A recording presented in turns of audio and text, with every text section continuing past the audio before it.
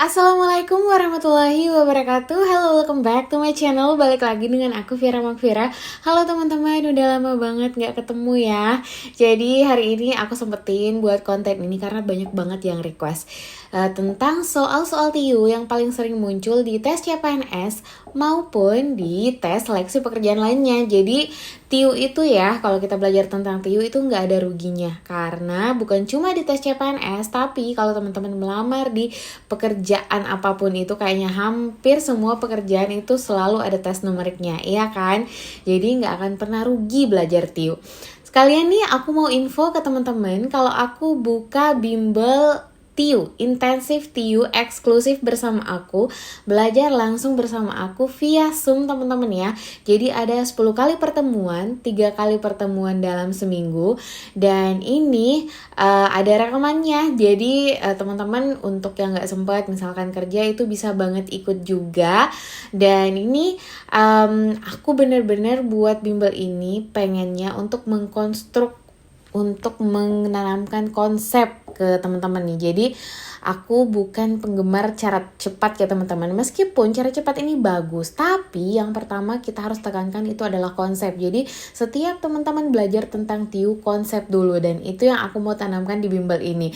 Jadi buat teman-teman yang mau daftar dan belajar bareng aku, ini bisa banget, pendaftarannya masih dibuka sampai tanggal 4 September ya. Untuk link pendaftarannya kalian bisa klik link di deskripsi video ini. Oke, kita langsung aja nih ke contoh soal yang sering banget keluar nih di tes numerik dan tes TIU. Let's check it out. Oke, kita mulai dengan nomor 1. Jika X sama dengan 1,65 dikurang 1,68 dan Y sama dengan 1/65 ditambah 1/68, maka oke, teman-teman, kalau kita mau kerjain ini dengan cara biasa nih, 1/65 sama 1/68 aja. Ini kalau mau disamakan penyebutnya agak ribet ya, karena bilangannya itu susah. Dan ini kalau kita mau rubah ke pecahan biasa, 165/100 dikurang 168/100, itu kemudian dibandingkan lagi itu ribet. Jadi pemahaman akan konsep bilangan di sini sangat diperlukan. Coba perhatikan 1,65 dikurang 1,68. 1,65 ini lebih kecil dibanding 1,68, iya kan? Jadi pengurangan antara ini tuh pasti hasilnya adalah negatif. Oke? Jadi yang Y ini dia meskipun 1/65 itu juga kecil, 1/68 juga nilainya kecil, tapi ini ditambah. Jadi ini hasilnya pasti positif dong ya. Jadi kita bisa simpulkan bahwa X di sini itu pasti lebih kecil daripada Y. Jadi jawabannya adalah bagian B. Oke, namanya juga hitung cepat, jadi kita harus cepat, tapi konsepnya juga harus dipahami. Kita pindah ke soal berikutnya. Oke, kemudian nomor 2. Jika X sama dengan A ditambah 2 ditambah 2 dan Y sama dengan A dikali 2 dikali 2, maka oke teman-teman, di sini nggak ada batasannya ya. Jadi A itu hati-hati dengan soal seperti ini. Misal nih, kita misalkan A itu sama dengan 0. Oke, berarti X itu adalah 0 ditambah 2 ditambah 2, ya kan? Berarti X di sini sama dengan 4. Untuk A sama dengan 0. Kemudian yang Y 0 dikali 2 dikali 2. Jadi hasilnya berapa teman-teman? Apapun yang dikalikan dengan 0 hasilnya adalah 0. Walaupun 1.000.000 dikali 0 itu tetap hasilnya adalah 0. Berarti kalau misalkan A sama dengan 0 artinya X lebih besar daripada Y. Tapi hati-hati di sini nggak ada batasannya. Jadi kita coba deh di bilangan yang lain. Apakah X masih lebih besar daripada 0. Kalau misalkan A-nya sama dengan 1, berarti X itu 1 ditambah 2 ditambah 2. Ini kan sama dengan 5, iya kan? Kemudian kalau Y-nya berarti 1 dikali 2 dikali 2. Jadi Y-nya sama dengan 1 kali 2, 2. 2 kali 2, 4. Oke, X masih lebih besar daripada Y. Tapi coba deh, Nah, hati-hati teman-teman ya. Kalau nggak ada batasannya, hati-hati. Kalau A-nya sama dengan 2, berarti 2 tambah 2 tambah 2 itu sama dengan 6, ya kan? Kemudian Y-nya 2 dikali 2, 4. 4 dikali 2, 8. Nah, berarti di sini X lebih kecil daripada Y, iya kan? Jadi udah menyalahi nih teman-teman. Udah nggak konsisten. Jadi jawabannya adalah hubungan antara X dan Y itu nggak dapat ditentukan kecuali dia di sini ada batasannya, misalkan A sama dengan bilangan bulat apa gitu, bilangan bulat lebih dari atau kurang dari 2 gitu ya, bilangan bulat positif kurang dari 2, berarti yang berlaku itu cuma 1. Kalau yang berlaku cuma 1 berarti ini X lebih besar daripada Y teman-teman. Tapi kalau misalkan nggak ada batasnya kayak gini, itu hati-hati ya, biasanya itu hubungan X dan Y tidak dapat ditentukan. Oke, kita pindah ke soal berikutnya. Oke, kita ke soal nomor 3. Jika X sama dengan 0,125% dari 2,34 dan Y sama dengan 2,34% dari 0,125, maka jawabannya apa gitu? X dengan Y kenapa gitu ya? Oke teman-teman, coba perhatikan angkanya nih, 0,125%, di sini 0,125 juga. Dari itu dalam matematika itu artinya kali teman-teman ya, dari itu kali. Kemudian di sini 2,34 dan di sini 2,34%. Jadi kalau kita perhatikan nih, persennya aja yang pindah teman-teman ya. Jadi yang di sini jadi persen, di sini jadi bilangan desimal gitu. Jadi kalau kalian menemukan soal seperti ini, itu hasilnya pasti X sama aja dengan Y. Kenapa? Coba kita lihat deh kalau aku uraikan. Jadi X sama dengan 0,125%, persen artinya per 100 ya. Oke, dari itu kali berarti dikali 2,34. Kok 3 ya sih? 34. Nah, kemudian Y sama dengan 2,34%, berarti 2,34 per 100 dari atau kali 0,125. Oke, 0,125 per 100 ini kan aku bisa tulis jadi 0,125 dikali 1 per 100. Iya kan? Sama aja kan? Jadi kan 0,125 kali 1 kan 0,125. Nah, jadi dikali 2,34. Dan si Y ini aku juga bisa tuliskan menjadi 2,34 dikali 1 per 100 dikali 0,125. Perhatikan, sama aja kan? Walaupun posisinya beda, ini tuh sama aja hasilnya. Jadi dalam perkalian A kali B itu kan sama aja dengan B dikali A. Contoh, 2 kali 3 kan sama aja dengan 3 kali 2 ya.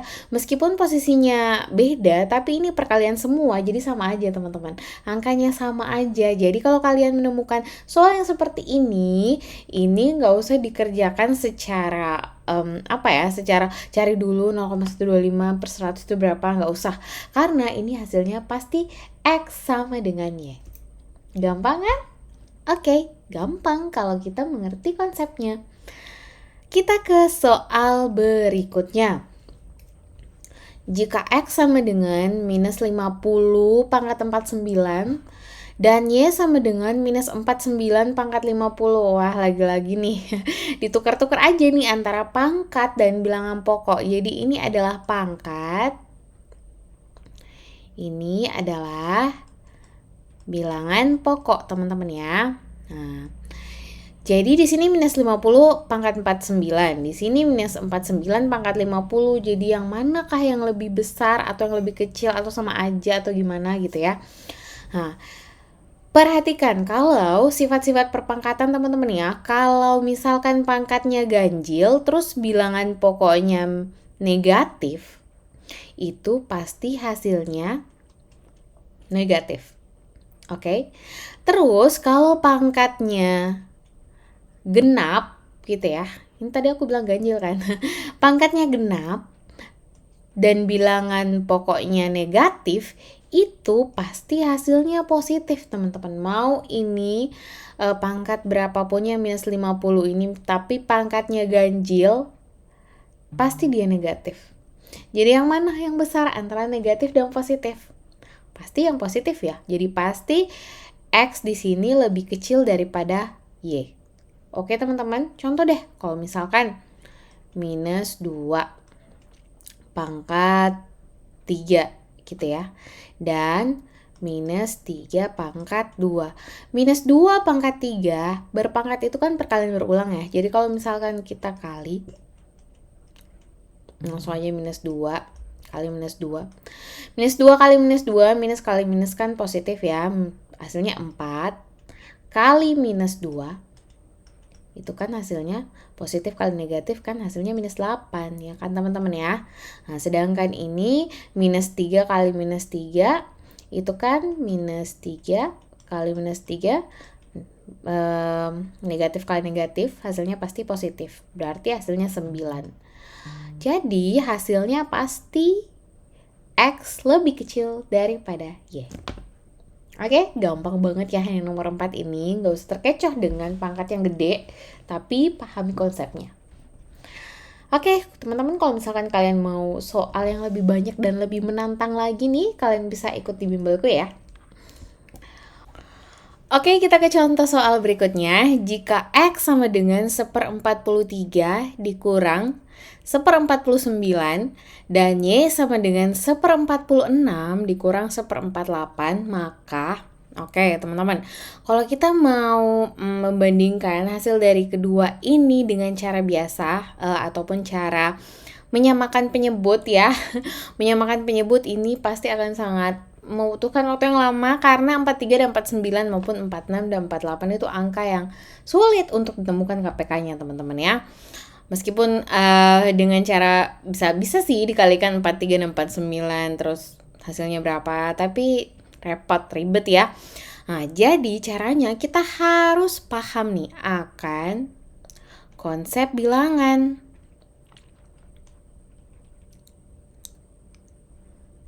Aku kasih lihat dulu cara cepatnya. Jadi kalau teman-teman menemukan seperti ini, terus pembilangnya sama ya, pembilang tuh yang mana sih? Pembilang itu yang di atas teman-teman ya. Ini kan pembilangnya sama.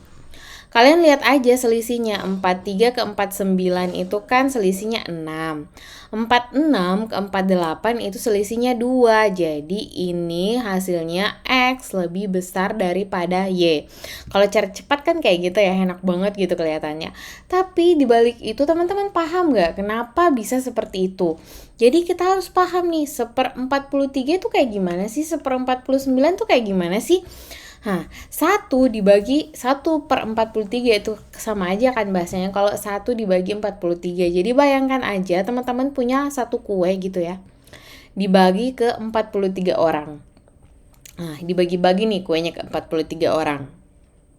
Itu bagian kue yang setiap orang dapatkan itu kecilnya kayak gimana sih gitu ya. Nah, dan 1/49 kalau dibagi ke 49 orang, jadi jangan salah paham ya, 1/43 itu lebih besar daripada 1/49. Beda kalau 43 aja dengan 49. Pecahan itu beda teman-teman ya, kalau konsepnya seperti itu. Jadi 1/43 itu lebih besar daripada 49. Kue yang setiap anak dapatkan, 43 anak ini dapatkan lebih besar daripada yang 49 anak. Gitu konsepnya. Nah, dan yang 1/46 dan 1/48, satu kue dibagi 46 orang dan satu kue dibagi 48 orang. Jadi kalian bayangkan aja nih masing-masing dapat seberapa gede kuenya gitu kan. Berarti yang 1/46 ini lebih besar kan kalau misalkan kita cuma bandingkan antara dua ini. Tapi kalau kita sudah bandingkan pengurangannya nih teman-teman, ini kan kalau bahasanya 1/43 dan 1/49 ini gapnya itu kan 6 ya teman-teman. Gapnya tuh lebih jauh gitu. Lebih jauh dibanding 1/46 dan 1/48.